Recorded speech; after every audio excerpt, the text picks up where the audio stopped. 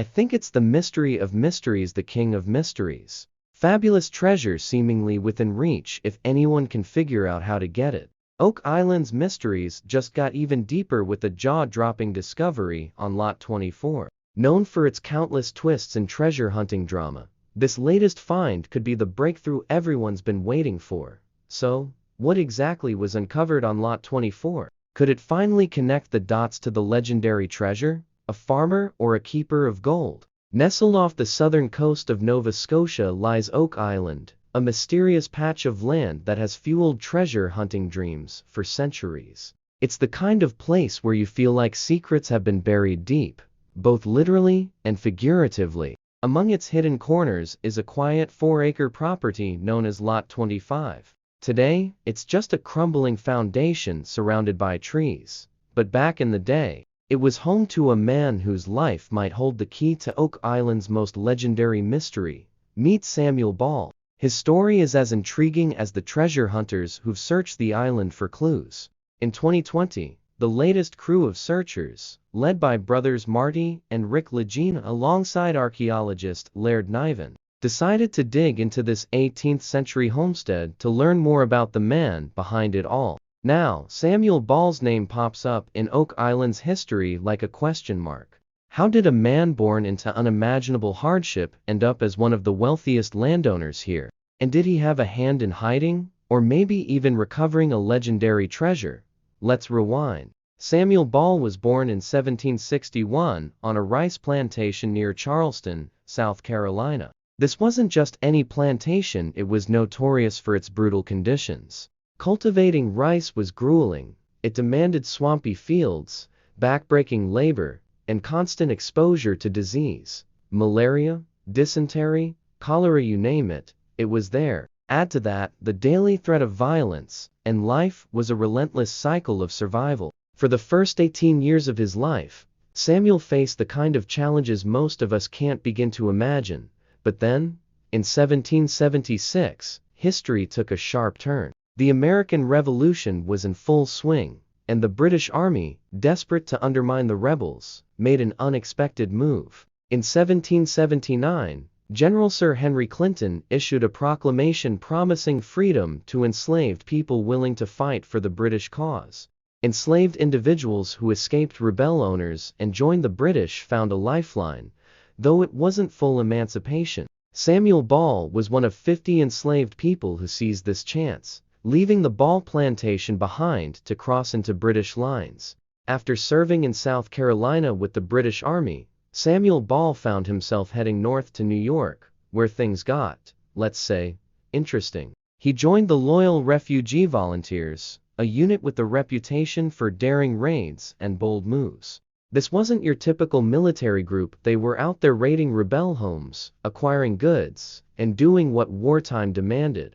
Sure, in peacetime, this would have been flat out illegal, but during war, it was survival tactics. Through all this, Samuel was learning. Whether it was from the missions or the men he worked alongside, he picked up skills that would later help him navigate the tricky world of money and business. Let's be real, some of these lessons might not have come with the How to Stay Legal manual, but they were effective.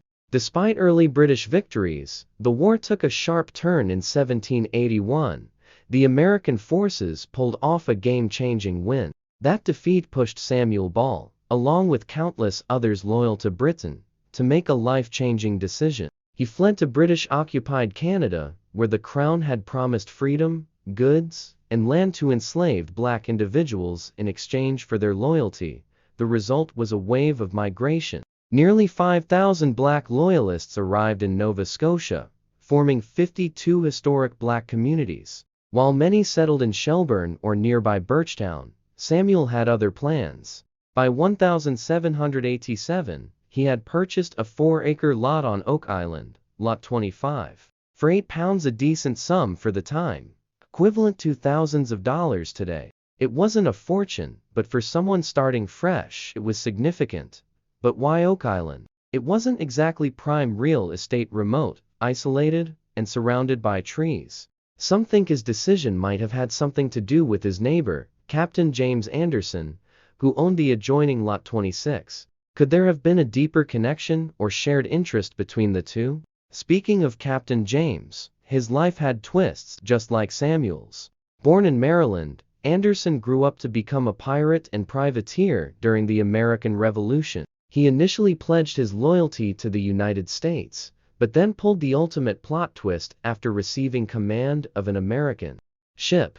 He defected to the British. This didn't sit well with then Virginia Governor and future President Thomas Jefferson, who slapped Anderson with charges of high treason and piracy. With the heat on him, Anderson fled to Canada and eventually landed on Oak Island, buying Lot 26. He lived there until 1788, just a stone's throw from Samuel Ball's Lot 25. Now, did Anderson and Samuel know about something hidden on Oak Island before they even arrived? What we do know is that after Anderson left, Samuel Ball bought his lot. By then, Samuel was well on his way to building an impressive property portfolio. Starting as a cabbage farmer, Samuel turned his 4 acres into something far bigger. By 1790, he even purchased nearby Hook Island for £6, a hefty sum for the time. But let's be real, could cabbage farming alone bankroll this kind of real estate spree? Some historians suggest otherwise. The British government's policy of awarding contracts to freed black settlers to supply goods to the military may have played a role. Honestly, it makes sense. For the British Navy, cabbage was a lifesaver literally. They used cabbage to produce sauerkraut, a vital source of vitamin C that helped sailors fight off scurvy on long voyages. At the height of demand, Samuel likely cashed in on lucrative contracts with the Navy, supplying the sauerkraut that kept ships sailing. But like all booms, this one had its bust. The Navy eventually shifted to using limes for vitamin C, easier to store and transport, which left the cabbage market high and dry. Even so, Samuel's wealth didn't just hold steady, it kept growing. Then came 1795. This year marked a turning point not just for Samuel Ball, but for Oak Island itself. That's when 3 young men stumbled upon what would become the island's most enduring mystery, the so-called money pit on Lot 18. It started innocently enough. The men noticed a strange depression in the ground, and above it, an old ship's tackle block hanging from a tree. Curiosity got the better of them, and they began digging. What they uncovered was mind-blowing. 30 feet down, they hit a wooden platform made of oak beams. And it didn't stop there. Every 10 feet below that, the pattern repeated. This wasn't random, it was deliberate, a man-made construction with purpose. Over the next 2 centuries, treasure hunters dug deeper, reaching depths of over 150 feet. In search of whatever lay beneath. In 1795, the original dig only went 30 feet. After the money pit's discovery, Samuel Ball didn't just sit back and grow cabbages, he started snapping up land. Lots of it. By the time he was done, Samuel owned not just Lot 25, but also Lots 8, 24, 31, 32, 36, and 7 on Oak Island. Oh, and let's not forget about the 100 additional acres he picked up on the mainland. That's a serious real estate portfolio. But if the cabbage boom had fizzled out, where was he getting the money? What connection did Samuel have to the money pit's discovery? This wasn't normal behavior for a simple farmer. Did he find something valuable in those early digs? Some part of the treasure? The secrets of Lot 24. In 2016, metal detection expert Gary Drayton and Oak Island historian Charles Barkhouse decided to dig into Lot 24 in search of clues that might unlock the Oak Island treasure mystery. What they found was truly unexpected. They found coins. As they scanned the property, pieces of history began to surface, hinting at something much bigger. Evidence suggested that British military encampments were established on the island during the 18th century, years before Samuel Ball's arrival. The discovery aligns with a long-standing theory by treasure hunter Fred Nolan, who believed Oak Island wasn't just about the money pit, it was part of a British military operation. Fred Nolan's theories gained traction after he purchased 7 lots on Oak Island in 1963. A professional land surveyor, Nolan became fascinated with man-made stone markers scattered across the island. According to Nolan, These markers suggested not only the creation of the money pit, but also the burial of smaller treasure caches all over Oak Island. Where would such treasure have come from? Nolan had an idea, and it involved one of the largest treasure hauls in history. Rewind to the 7 Years' War. Let's rewind to the 7 Years' War. Global conflict fought between 1756 and 1763. Mind you, it wasn't just any European squabble, it spread across continents, from West Africa to India and the Caribbean. By 1761, Spain's King Charles III had allied with France, prompting Britain to declare war on Spain. What followed was the British capture of Havana in 1762, one of the war's most infamous battles. Havana was more than just a strategic city, it was a treasure trove. Huge amounts of gold and silver were stored there, and when the British seized the colony, they took an enormous haul. Historical records estimate this treasure to be worth anywhere between $2 to $1 billion in today's money, yet there's a mystery. While some of the treasure, around $800 million worth, was accounted for in Britain, billions remain unaccounted for. So where did it go? After the British sacked Havana, they set sail for Halifax, traveling up the North American coast. Could they have offloaded part of their loot on Oak Island before continuing their journey to Britain? Nolan's theory suggests they did, and Samuel Ball's property might have been a key hiding spot. This theory, that multiple treasure caches were hidden across the island, has fueled the efforts of countless treasure hunters, including the current team led by brothers Rick and Marty Legina. Some of the most intriguing clues have surfaced on land once owned by Samuel Ball, like Lot 6. In 2015, Terry DeVoe, vice president of the New England Antiquities Association, joined the team to examine Lot 6. While clearing brush and running metal detectors, treasure hunter Jack Begley stumbled across something unusual. "I saw this point sticking out," Jack explained. "This type of greywacke, common in Nova Scotia, tends to naturally fracture, but this one's different. There's an added piece here, almost like it was cast to make a point. It doesn't look natural." Even more curious, the rock's flat surface suggested it might have been used as a cover or back wall for something, possibly something that had been hidden and later retrieved. Could treasure have been buried on Lot 6? Perhaps even more tantalizing is the possibility that Samuel Ball might have known about British efforts to hide valuables on Oak Island, stories he could have heard during his time with the British military. Samuel Ball's coded legacy deepened in 2019, when Rick and Marty Legina decided to dig even deeper using ground-penetrating radar. They scanned Lot 25, the site of Samuel Ball's original homestead. What they found was extraordinary: an anomalous void or possible tunnel near the foundation of Samuel's home. The discovery prompted archaeologist Laird Niven to secure a permit for further investigation. He believed Samuel's choice of Lot 25 could have been intentional, tied to knowledge of the British efforts to hide treasure he gained during his time in the British military. As excavation began, the team took extra care.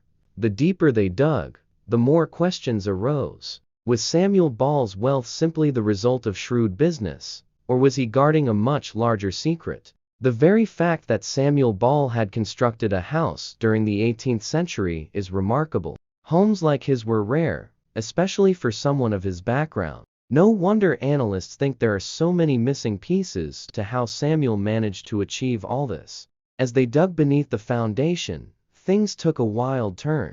Soon enough, they hit the anomaly spotted in the ground-penetrating radar scan, a hidden tunnel beneath Samuel's home. For the team, this was an insane moment. But what was this tunnel's purpose? During the excavation, the team uncovered a stone box drain running from the southeast corner of the cellar, about 4 feet deep, leading to a low area. And the big question: why was it there? As they carefully explored the tunnel, they were struck by how solidly it had been built.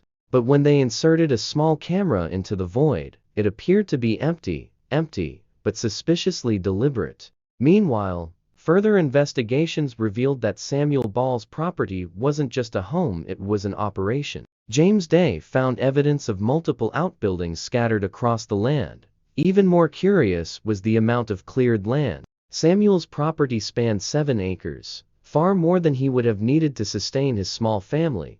It points to a sideline business, one researcher suggested. Then came another curious find in 2020, 5 years into the investigation. While sifting through spoils removed from the homestead, the team uncovered a fabric artifact.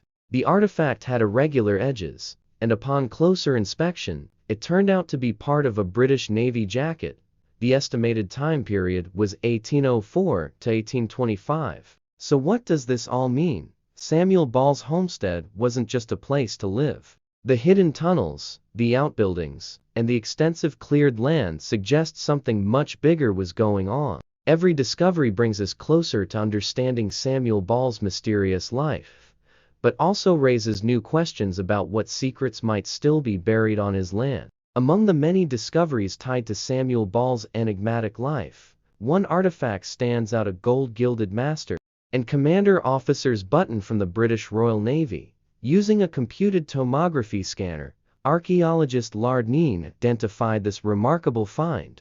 What makes this button so significant? It's not something just anyone would have. A master and commander officer was responsible for loading Royal Navy ships, an important position. To some, this button ties Samuel Ball directly to the British Navy. After the discovery of the money pit, one team member summed it up: the obvious explanation is he was trading with the British Navy. He kept his connections and was involved with them somehow. But then came the bigger question: what was he trading? Adding fuel to the speculation was the mysterious tunnel or box drain found beneath Samuel's homestead on Lot 25. It stretched toward the southeast shoreline. The team's investigation took an even stranger turn when a nearby structure revealed another clue. Years ago, Rick Legina recalled an experience he had while wandering Lot 26 with legendary treasure hunter Den Blankenship. He remembered how they came across a well. It was the dead of winter, way below freezing,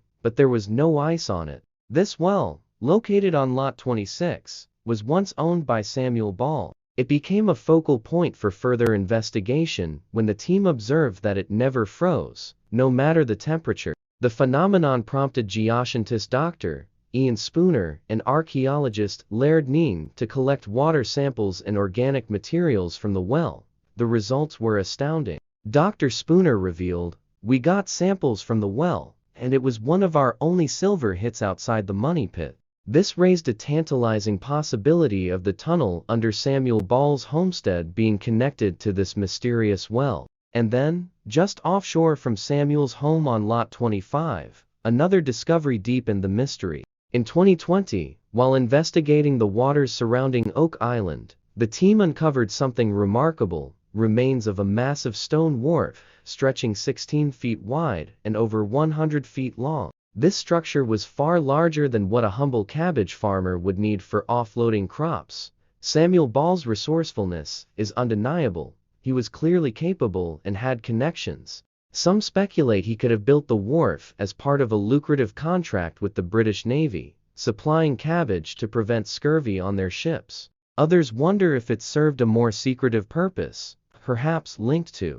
smuggling or even safeguarding treasure. The possibility that Samuel Ball was more than just a farmer grows stronger with each discovery. Some believe he might have been entrusted by the British military to guard the treasure on Oak Island, ensuring it remained safe until the Crown could reclaim it. Naval buttons found on his property suggest he maintained ties with the military, and the scale of his operations, both on land and along the shoreline, point to activities beyond farming. Could Samuel Ball have been the keeper of a secret so valuable that the Crown rewarded him for his discretion? In 1842, after more than 60 years on Oak Island, Samuel Ball passed away at the age of 81, leaving behind a legacy of wealth, property, and unanswered questions. In 2017, the story of Samuel Ball took a personal turn when Rick and Marty Legina met with Tony and Ivan Boyd, two of Samuel's direct descendants, in the war room. The Boyds shared family stories passed down through generations. "Our mother always said, 'This is our people's land.' That stayed with me my whole life," Ivan said. For them, Samuel Ball's success was nothing short of extraordinary. To amass the properties and wealth that he did, especially coming out of slavery, is phenomenal. They said he had street smarts and intelligence, but the lingering mysteries remain. Did Samuel Ball find treasure on Oak Island? Ivan Boyd believes he found something, but not everything. The big cache of treasure is still out there, he said. I hope the Legina brothers find it, but for me, it's about the truth. I just want to know what's there.